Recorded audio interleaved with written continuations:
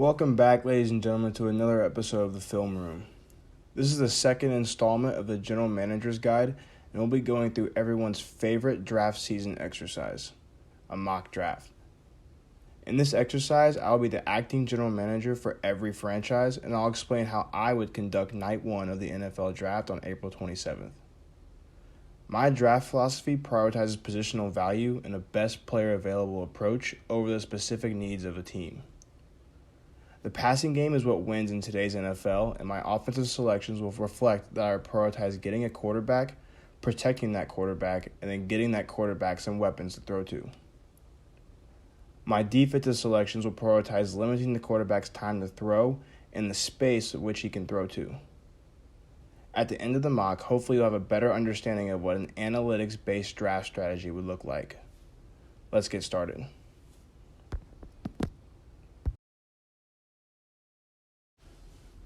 Bryce Young, in my opinion, is undoubtedly the best quarterback in this draft class. His only real flaw is size, and I think if the coaching staff emphasizes his decision-making when it comes to taking hits, then he'll be just slightly more injury-prone than other quarterbacks. I would just understand that I may have to spend more money for backup QBs, but I'm okay with that while we wait and see how much injuries really play a role. If this proves not to be a consistent issue, then I have an all-pro caliber quarterback. For the Texans, I'm drafting the quarterback with the highest upside. Anthony Richardson is possibly the most athletic quarterback in NFL history. This team isn't suffering on the O-line, and we have enough draft capital to be aggressive in this year and next year's draft. While he is lacking pretty substantially in accuracy, his rushing ability and arm talent provide him with a high floor. His ceiling is likely in the realm of Josh Allen's profile, and with the right coaching staff, I don't doubt he'll reach it. If I'm Colts GM Chris Ballard, I'm confident in my ability to build an environment for a quarterback to thrive. I'd trade up with Arizona to secure Will Levis. Levis has the build and tools to be successful in the NFL, and while he struggled this past season, he put together quite a 2021 season with an NFL offensive coordinator. I think if a coaching staff can clean up his throwing mechanics from the ground up, then most of his accuracy issues can be fixed. The Colts' offensive line isn't in shambles as most of their key players are still there, and I'm confident that our rushing attack can take a good deal of workload in this first season. After trading down one pick with the Colts, the Cardinals can still take the player they would have gotten at 3. This team needs impact players for cheap since Kyler Murray will soon be in the $50 million annual range. It is an easy choice as Will Anderson is the best player at one of the most valuable positions. He has racked up over 200 pressures in 3 seasons at Alabama. His elite athletic tools and elite production are exactly what the Cardinals need. This is a luxury pick for the Seahawks. They are a playoff team with a top 5 pick and can get arguably the best player in the draft at a position of need. Jalen Carter has some major red flags off the field, but I will bet on the talent and hope that these incidents are kept in the past. This is where C.J. Stroud's slide ends. The Lions are playing with house money here since this is the Rams pick they acquired in the Matthew Stafford trade. I would be ecstatic to be able to draft a quarterback of Stroud's caliber, given that this team would never have been in this spot without giving up serious resources to do so. Stroud will get labeled as the most polished quarterback in the class, but will get knocked for his struggles against pressure and lack of high-end tools. Taking quarterbacks in the first round has a success rate similar to guessing, so I'm very willing to make this pick and have another cost-controlled option to take over for Jared Goff when the time is right. A possibly controversial trade here, I would make this deal on both sides for Green Bay and the Raiders.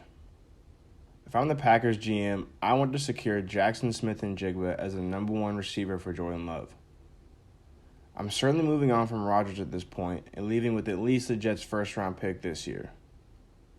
Smith-Njigba in the slot for this offense will round out a young wide receiving core that just lost Allen Lazard to free agency. Adding a top-tier wideout has shown to be a major force multiplier for a young quarterback's production. Star wideouts have been traded for a minimum of a first and third round pick plus a contract extension, so if Green Bay hits here, then they have a cost-controlled option as a force multiplier on offense. As Atlanta, I wanted to find a trade partner, but nothing materialized that was better than taking Tyree Wilson here. Wilson's physical profile is that of a game breaker, being 6'6", 275 pounds with absurd length and movement skills.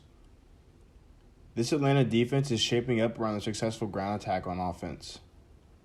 Edge defender is one of the top value positions in the game, and having a plethora of good ones in rotation is ideal. Wilson is the best available bet to add an elite edge rusher. The Bears cemented their commitment to Justin Fields by trading down 8 spots from number 1, and I intend to honor that commitment by protecting the quarterback. This is one spot the Bears are not addressing in free agency very heavily. Peter Skoronski has been a stud at left tackle since his freshman year, with his only true concern being his relatively short arms for the position. The Bears have done well to surround Fields with receivers, so the next step to his development is to upgrade the line. Skoronski provides the highest floor of an offensive lineman given his elite production and versatility. One way or another, I am attempting to make this offensive line better. To round out the top 10, we see the Eagles as a third team with a luxury pick. The Eagles' pass rush is the backbone of their defense, and after losing Javon Hargrave in free agency to the Niners, I want to get some more juice in my third down package on the interior. Enter Kalijah Kancey, perhaps the third best pure pass rusher in the class. Do I care that he is 6 foot, 280, and because of that likely won't be great against the run? No, I don't care, because he gets to the quarterback. The Titans are in an awkward spot after giving Josh Dobbs playing time over rookie quarterback Malik Willis last season. Ryan Tannehill is also trending in the wrong direction. I don't have the confidence to trade up for Stroud given his lower relative ceiling, but I also couldn't find a trade back that made sense. It smells like a rebuild is coming soon, so I'm going to add the most talented player at a position of value in Quentin Johnson.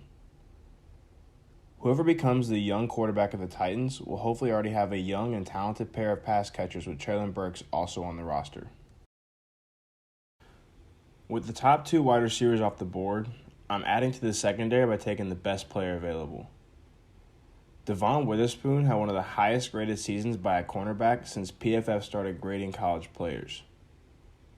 If Derek Stingley could live up to his draft stock, then the Texans have the foundation of an elite pass defense.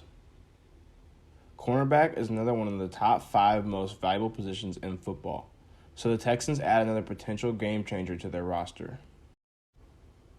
Next up, Christian Gonzalez is another one of those athletic freaks in the draft.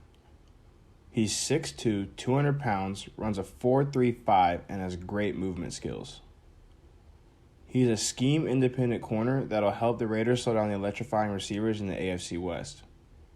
The Raiders are getting great value for a corner of this athletic caliber. At 14, Broderick Jones fits the Patriots' mold for an offensive lineman. He's perhaps the strongest tackle in the class and will provide plenty of push in the Patriots' power run scheme. Even if Mac Jones isn't the answer at quarterback, I'm going to maintain the offensive line for whoever does fill that spot in the future. As the Packers, we already traded up for a receiver in this draft, and a tight end is also a position of need here, but I'm going to build the trenches. Lucas Van Ness is relatively unknown currently, but he fits the mold on a versatile 5-tech edge player in the NFL. He is a powerful player with a devastating bull rush that'll play well alongside Rashawn Gary and eventually replace Preston Smith. If I'm Washington, I'm super excited about who is available at this pick. The Commanders have needs at less valuable positions like off-ball linebacker and interior offensive line, but I don't care so much about need as I do draft value and positional value. Joey Porter Jr. is an ascending player in terms of hype given his large frame and press man coverage ability. The Commanders get to create a lengthy outside cornerback pairing with this pick. Pittsburgh is one of those teams that would have loved to trade up for many of the guys in this class at DB or D-line. If I'm their GM, after watching how the top 10 played out, I would be confident that we could get a top tackle or a top DB at 17. Paris Johnson has all the tools necessary to thrive at left tackle in the NFL, namely 36-inch arms, a Power 5 pedigree, and tight end-like movement skills. If Christian Gonzalez was in this class, Deonte Banks would have taken his spot as the best freakishly athletic corner available. The man ran 4.35, jumped 41.5 in the vertical, and jumped 11 feet 4 inches in the broad jump, all at 6 foot 200 pounds. I would have no reservations about adding him to my roster in the lower half of the first round. Tampa Bay is also in a weird spot here, sort of in quarterback limbo after Tom Brady's retirement. Here's what they have available for a replacement: Kyle Trask and Baker Mayfield. Given that the team is destined to operate with a severe downgrade at quarterback, I want to make that job easier by getting a chance to upgrade the pass protection. Anton Harrison isn't the most perfect prospect, but his experience and athleticism make him worthy of a top 20 pick. His improvements can be made in the weight room, and tackle is another top 5 viable position in today's NFL. The Seahawks had the luxury of adding 2 monster defensive linemen in the first round, both from the national championship Georgia Bulldog defenses of the last 2 years. Nolan Smith is one of the best athletes to ever test an edge defender. His 4.39 second 40 time and 40-inch vertical have speed rusher written all over him. Unlike most lightweight edge players, Smith graded in the 85-plus range in run defense over both of the last 2 seasons. If the Seahawks hit on both of these picks, their draft class will have the most impact to winning games of any team that didn't draft a quarterback this year. The pass rush unit will be a nightmare for opposing teams. The Chargers get very lucky with the chance to get the most productive wide receiver in the draft. I'm taking Jordan Addison because Keenan Allen's on the older side and doesn't stretch the field, and Mike Williams has a very defined play style. Addison is a former Blintikoff Award winner, meaning he was the best wide receiver in college football in 2021. Teams seem to be 3 deep at wide receiver these days, and with this addition, the Chargers may have the best depth in the league. As I previously said about the Texans, they have the draft capital to be aggressive. I would trade up with the Ravens since it fits the Ravens' draft tendencies and they are relatively lacking in draft capital. With this pick, I'm getting Anthony Richardson, a wide receiver. Zay Flowers is the best separator in this class, and we know that separators produce in the NFL, and typically for a long time. Flowers is small, but the impact he can have on a rookie quarterback's development is high.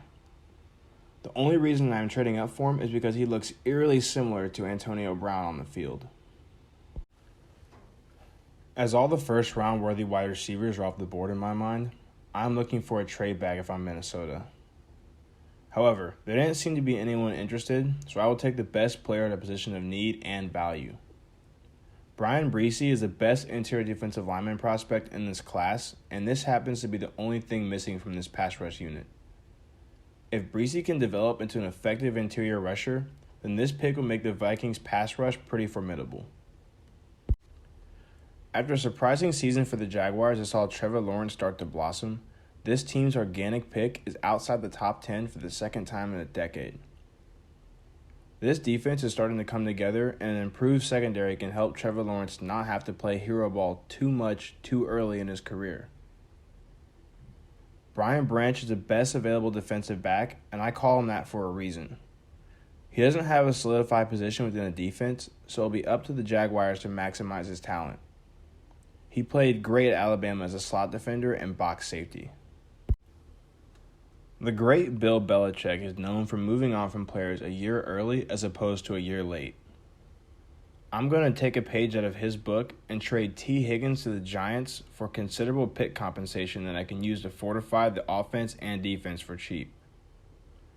The main reason I'm making this trade is because Joe Burrow and Jamar Chase are most definitely getting paid in the $55 million plus range and in the $30 plus million range very soon. If I'm the GM, I'm taking the painful loss now in hopes that my elite quarterback and receiver can be the foundation for sustained success, similar to how the Chiefs thrived this year without Tyreek Hill. With that being said, I'm going to address the pass catchers by drafting Dalton Kincaid, a player comped to Travis Kelce often. Tight end is not a position of value unless they add significant receiver-like production like Kelsey, Kittle, Gronk, or Mark Andrews.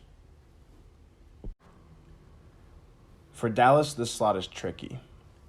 They don't have a lot of immediate needs that I'm willing to spend a first-round pick on. I'm going to go with the best player available, and that's Michael Mayer from Notre Dame.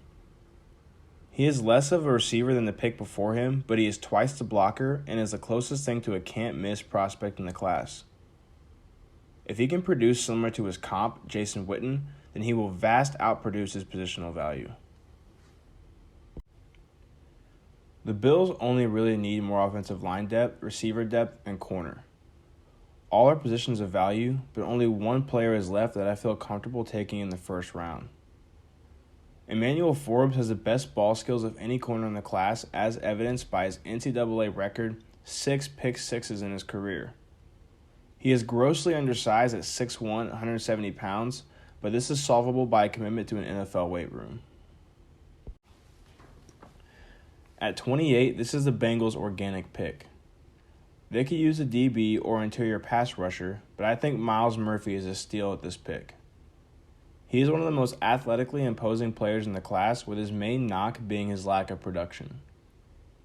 I'm willing to bet on those tools, though, and add another pass rusher. If the Bengals want sustained success, they should look to have a consistent defense to assist their elite quarterback. Luckily for the Saints, they were able to acquire a first-round pick in this draft after trading what is the number 10 overall pick in this draft to the Eagles last year. For them, defensive linemen is always important, and they like their players to be 250-plus pounds, so I'll take Felix Anudike-Uzomah over Will McDonald. Anudike-Uzomah is regarded as the bendiest edge player in the class, and it's a big reason why his production is so high, converting 21 of his 89 pressures into sacks over the last 2 years. This trade could be fantastic for both sides. The Eagles already picked way ahead of their organic slot at number 30, and the Raiders missed out on quarterbacks early in the draft. The Eagles will gladly move back 8 spots to recoup more picks and add cheap players given Jalen Hurts' looming extension. Here, the Raiders select Hendon Hooker, possibly the most controversial quarterback in the class. He is already 25 years old as a rookie, coming off a torn ACL and played in an offense not similar to any NFL offense currently. Given these drawbacks, one might assume that he has to show some great traits and production to be worth the trade-up and first-round pick. And you'd be right. Hooker runs the ball as well as any quarterback in the class and has the arm to operate in the NFL. Not to mention his 27-2 touchdown-to-interception ratio is the best in the class by a wide margin. His role is a developmental quarterback, and that is exactly the situation he'll be falling into after the Raiders signed Jimmy Garoppolo for 3 years this offseason. Having Devontae Adams, Hunter Renfrow, Jacoby Myers, and Josh Jacobs definitely won't slow down his development either. To wrap up the mock draft, we have the reigning champs. Last time Kansas City was picking last in the first round, they took a running back. I wouldn't have done that then, and I'm not doing it now. After seeing that Mahomes can operate an offense with just Travis Kelce and a diverse group of wide receivers, I want to just make sure that he is protected and will figure out the pass catchers as soon as possible after that. The Chiefs signed their new left tackle this offseason, and now I'm going to draft their new right tackle in DeJuan Jones. He is certainly a project at tackle, but his dimensions won't limit him much. Standing at 6'8", 370 pounds with 36-inch arms, he is a monster of a human being. If the Chiefs can get the best out of him, Mahomes has his right side protected for at least the duration of his current contract. That will wrap up the first round and my What I Would Do mock draft for 2023. Again, this is not a predictive mock draft, as I am not so concerned with being right on who a team will pick, but being right on who a team should pick. Do you agree with my approach? Either way, let me know in the comments below. As always, thank you for watching, and stay tuned for all things football.